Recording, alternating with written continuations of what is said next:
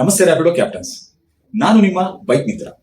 ಇವತ್ತು ನಾವು ಈ ವಿಡಿಯೋ ಮಾಡ್ತಾ ಇರೋ ಮುಖ್ಯ ಉದ್ದೇಶ ಏನಂದ್ರೆ, ನಿನ್ನೆ ತಡರಾತ್ರಿಯಿಂದ ನಮ್ಮ ರ್ಯಾಪಿಡೋ ಕ್ಯಾಪ್ಟನ್ಸ್ ಗಳ ಮೊಬೈಲ್ಗಳಿಗೆ ರ್ಯಾಪಿಡೋ ಬೈಕ್ ಟ್ಯಾಕ್ಸಿ ಬ್ಯಾನ್ ಆಗಿದೆ ಅಂತ ಎಲ್ಲಾ ಕಡೆಯಿಂದ ವೈರಲ್ ಮಾಡ್ತಿದ್ದಾರೆ.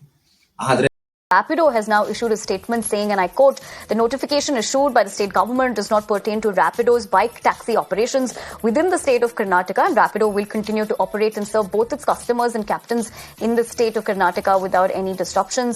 Remember, Rapido had filed a writ petition before the High Court of Karnataka in 2021 concerning its bike taxi operations in the state. The Honorable High Court granted an interim order in favor of Rapido. ಈ ವಿಡಿಯೋದಲ್ಲಿ ನೀವು ನೋಡುತ್ತಿರುವ ಹಾಗೆ ರಾಜ್ಯ ಸರ್ಕಾರವು ನೀಡಿರುವ ಅಧಿಸೂಚನೆ ರ್ಯಾಪಿಡೋಗೆ ಅನ್ವಯಿಸುವುದಿಲ್ಲ.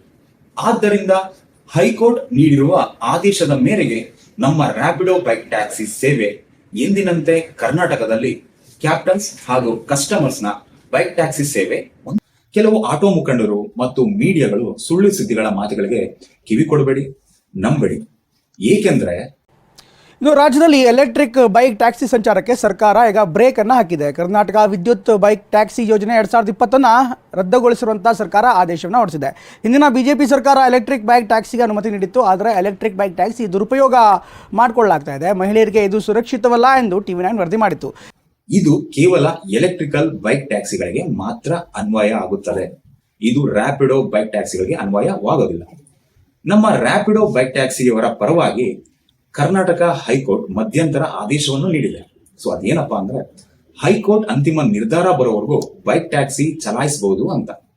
ಕ್ಯಾಪ್ಟನ್ಸ್ ಇದರಲ್ಲಿ ಯಾವುದೇ ಗೊಂದಲ, ಕನ್ಫ್ಯೂಷನ್ ಇಲ್ಲದೆ ಎಂದಿನಂತೆ ರ್ಯಾಪಿಡೋ ಬೈಕ್ ಟ್ಯಾಕ್ಸಿ ಚಲಾಯಿಸಿ. ಧನ್ಯವಾದಗಳು.